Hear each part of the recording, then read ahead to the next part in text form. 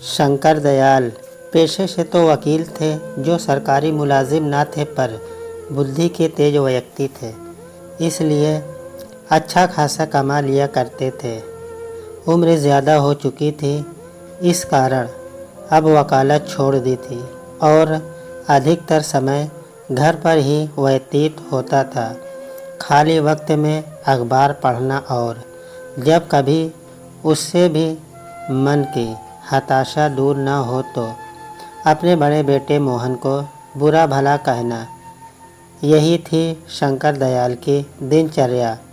बड़ा बेटा मोहन भी उनकी बातों को दिल से नहीं लेता था, बस उनकी आदत है यही सोचकर बर्दाश्त कर लेता था। शंकर दयाल का घर पूरी तरह से सुख संपन्न था, क्योंकि दो छोटे बेटे सोहन रोहन सरकारी नौकरी पर थे। एक डॉक्टर तो एक पुलिस में था। महीने पर अच्छी खासी रकम घर पर आ जाती थी। इतना रुपया पाकर शंकर दयाल का दिल खुशी से झूम उठता था, पर जैसे ही उसकी नज़र मोहन पर पड़ती, वैसे ही उसकी हंसी गम हो जाती और वह अपने अनपढ़ बेटे को कोसने लगता था, क्योंकि वह चाहता था कि मोहन भी अपने भाइयों की तरह पढ़ लिखकर सरकारी नौकरी करे।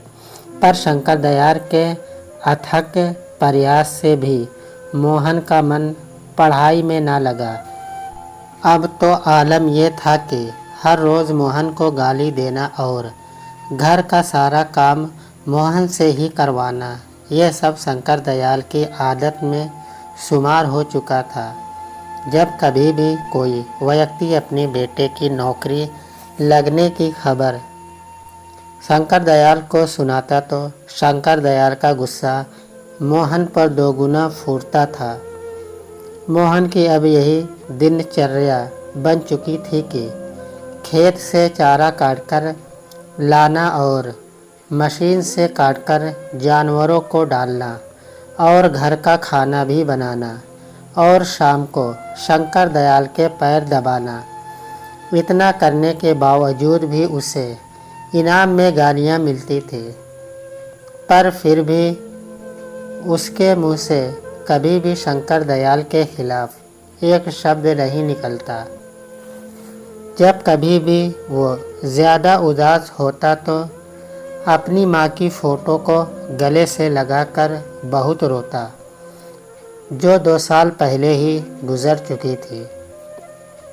एक दिन शंकर दयाल कुर्सी पर बैठे अखबार पढ़ रहे थे कि तभी शंभू एक मिठाई का डब्बा लेकर वहाँ आया और शंकर दयाल को वह मिठाई का डब्बा दिया। यह देखकर शंकर दयाल का चेहरा तिलमिला उठा, क्योंकि शंकर दयाल बहुत ही ईर्ष्यालु व्यक्ति था।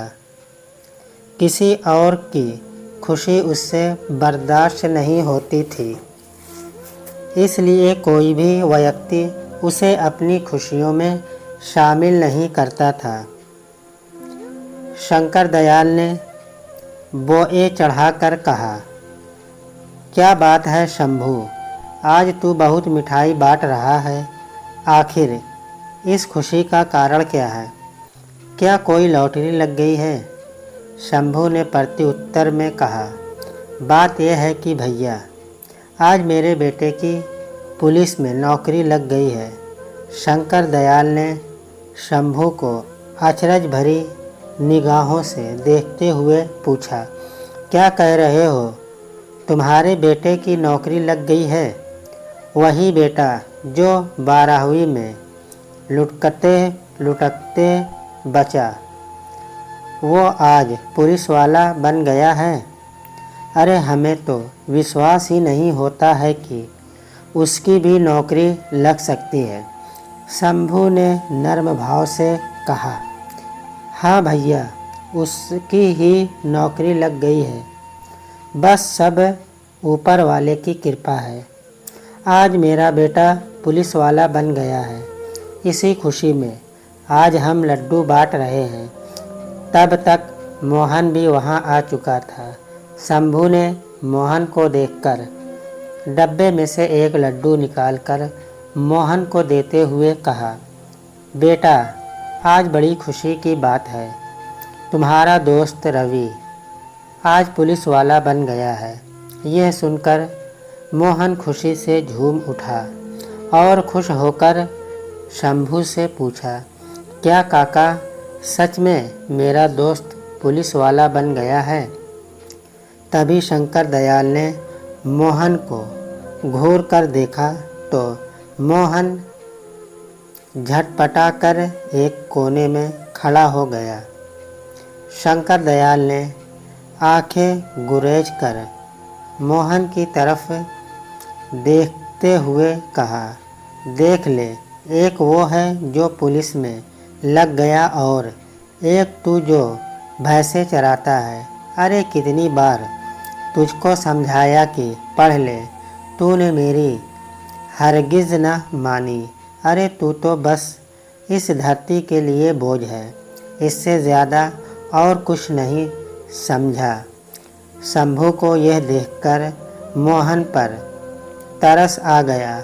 उसने नरम स्वर में शंकर दयाल से कहा, अरे भैया, क्यों बुरा भला कह रहे हो मोहन को?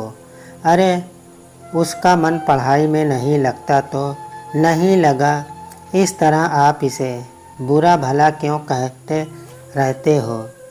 आप अगर मेरी मानो तो आप ना मोहन की शादी करा दो।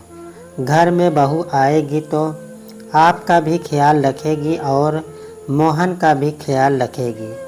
शंकर दयाल ने मोहन की तरफ देखा और फिर शंभू से कहा, अरे इसे अभागे को कौन ब्याहेगा अपनी बेटी?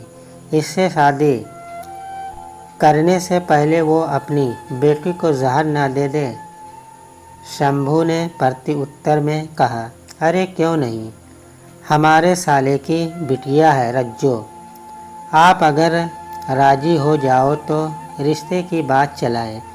शंकर दयाल ने शंभू की बात को नकारते हुए कहा, नहीं नहीं, वो तो बिल्कुल अनपढ़ है और मैं इसी एक अनपढ़ को बड़ी मुश्किल से बर्दाश्त कर पा रहा हूँ।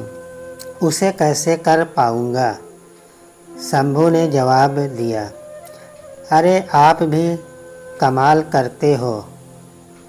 अब मोहन जितना पढ़ा लिखा है उतनी ही पढ़ी लिखी बिटिया मिलेगी। मेरी मानो तो फिर एक बार सोच लो। बिटिया बहुत कमेरी है, घर का सारा काम अकेले ही कर दिया करेगी। शंकर दयाल ने कहा, अरे ऐसे तो इसका विवाह कब का हो चुका होता। अरे हम अपने घर में अनपढ़ लोगों को तो बिल्कुल भी बर्दाश्त नहीं कर पाएंगे। और तुम इसकी चिंता छोड़ो, ये तो है ही धरती का बोझ, पड़ा पड़ा खाता रहता। कभी कभी तो हमें लगता है काश ये हुआ ही ना होता तो मेरे दिल को बड़ी तसल्ली मिल जाती। शंभू ने शंकर दयाल को समझाते हुए कहा, ऐसे मत बोलो, लड़का सयाना हो चुका है। कहीं आपकी बातों में आकर कुछ उल्टा सीधा कर लिया तो। शंकर ने जवाब दिया, अरे कर ले जाके, तो क्या फ़र्क पड़ेगा हम पर? अरे हमारे तो दो दो पट्टे कमा रहे हैं। अरे कल मरे तो आज मर जाए, कम से कम धरती का बोझ तो कम होगा। शंकर दयाल की एक एक बात मोहन को अंदर तक तोड़ रही थी। आज उसकी हिम्मत जवाब दे चुकी थी। आज उसने अपने जीवन को ख़त्म करने का अंतिम निर्णय ले लिया था। आज उसने एक बड़ी सी रस्सी ले ली और चारा लेने के बहाने से घर से निकल गया और खेत पर खड़े नीम के पेड़ पर उसने फांसी लगा ली जब रात अधिक हो गई और मोहन घर वापस नहीं लौटा तो शंकर दयाल ने आस पड़ोस में पता किया।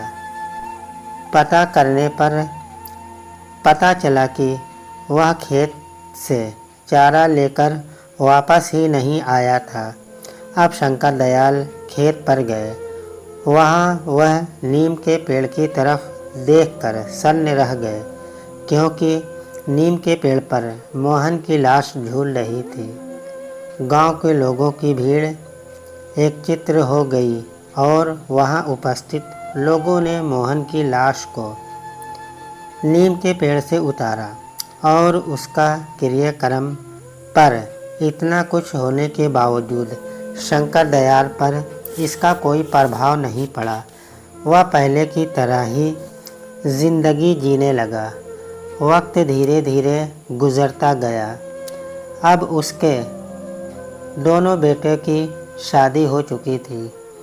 जो बेटा डॉक्टर था उसकी पत्नी भी डॉक्टर, और जो बेटा पुलिस में था उसकी पत्नी पुलिस वाली।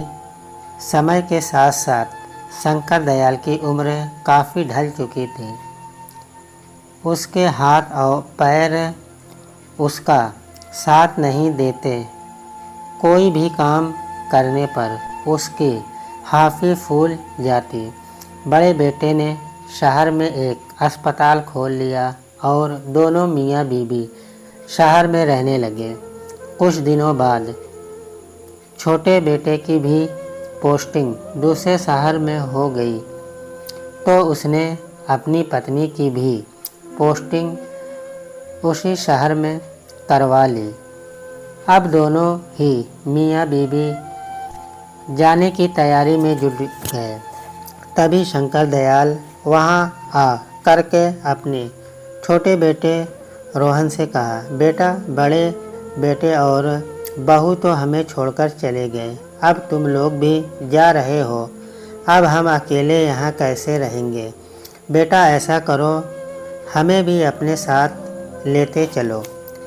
रोहन ने प्रत्युत्तर में कहा, बापू, आप जानते तो हैं शहर का वास्ता है। अभी लोग खुद किराए पर रह रहे हैं और आपको कैसे रखेंगे? वैसे भी बापू, हमारे पास ये इतना बड़ा घर, इसे किसके हवाले छोड़कर जाएंगे? शंकर दयाल ने निवेदन किया, बेटा, इतने बड़े घर में मैं अकेला रहकर क्या करूँगा? अरे, मुझसे तो कुछ किया भी नहीं जाता है। मेरी देखभाल कौन करेगा?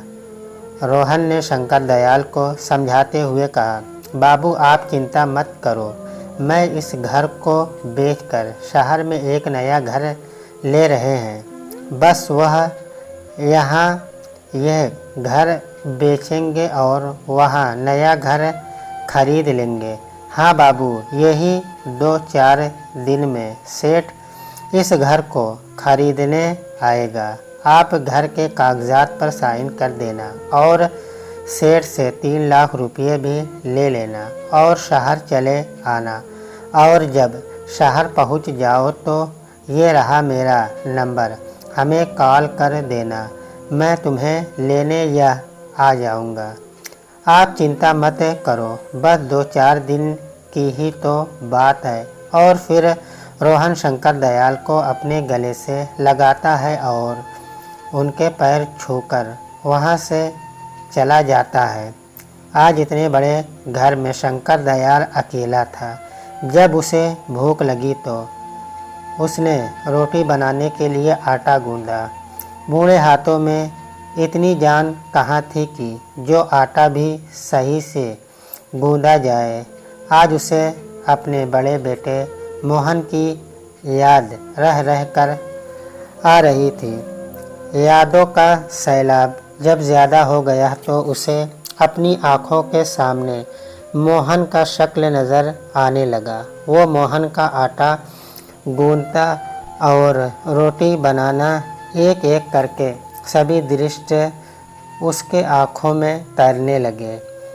उसकी बूढ़ी आँखों में आज आंसू छलक उठे और मन से सिर्फ एक ही आवाज़ निकल रही थी कि काश आज मेरा अनपढ़ ही होता तो उसकी शादी होती और एक अनपढ़ बहू इस घर में आती।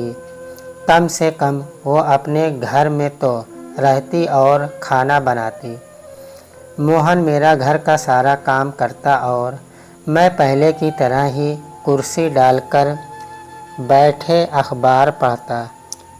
पर अब सपनों को देखने से होने वाला क्या है? जो कुछ उसने किया आज वह उसके सामने था। 2-4 दिन यूं ही गुजर गए और वो दिन भी आ गया जिस दिन सेठ ने रुपये देने के लिए कहा था। सेठ ने घर के कागज़ पर साइन करा लिए और शंकर दयाल को 3 लाख रुपये दे दिए। रुपये मिलते ही शंकर दयाल शहर जाने की तैयारी कर ली और शंकर दयाल ने रोहन को फ़ोन करके सब बता दिया कि वो बस स्टैंड पर उसका इंतज़ार करेंगे। कहे मुताबिक शंकर दयाल वहाँ पहुँच गए और बैठकर रोहन का इंतज़ार करने लगे। तभी वहाँ रोहन आ गया और शंकर दयाल के पास आकर कहा, बापू आप पैसे लाए हो ना, मुझे दे दो।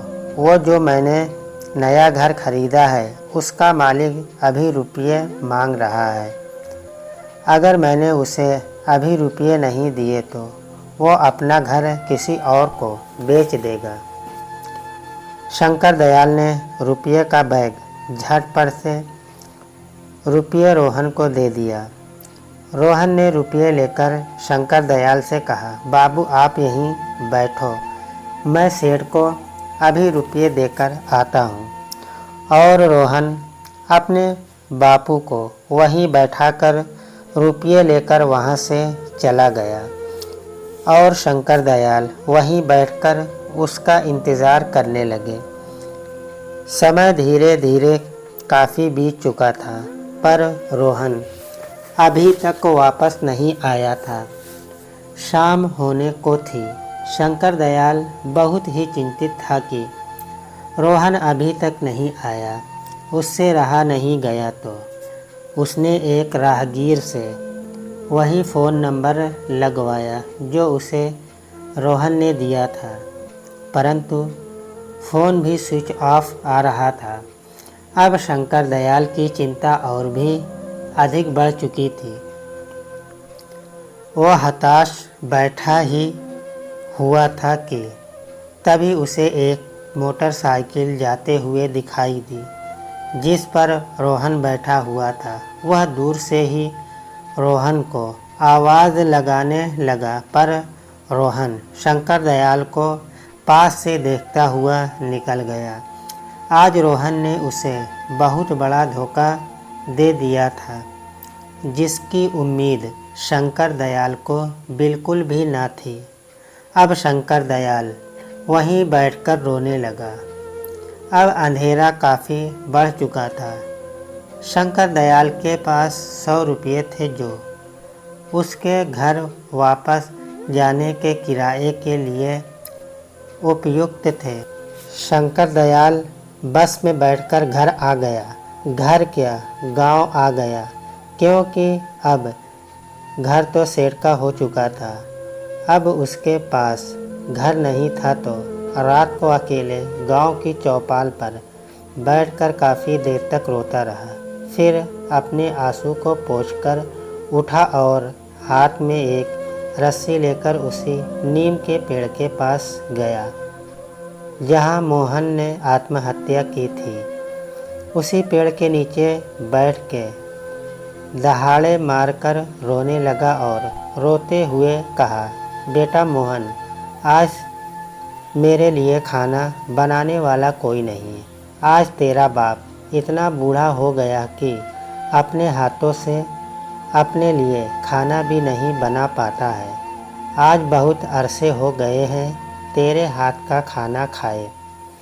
आज फिर से तेरा बाप तेरे हाथ का खाना खाना चाहता है, खिलाएगा ना बेटा? आज तेरा बाप तेरे हाथ का खाना खाने आ रहा है। तू अपने इस अभागे बाप को अपने घर से अपने घर में स्वीकार करेगा ना? कहीं अपने भाइयों की तरह मुझे निकाल मत देना। इतना कहते कहते वह फूट फूट कर रोने लगा और अंत में उसी नीम के पेड़ पर रस्सी डालकर फांसी लगा ली है। 5-6 मिनट तक वह फड़फड़ाया और फिर एकदम शांत पड़ गया। उसकी गर्दन नीचे को लटक गई और वह अंतिम धाम को चला गया।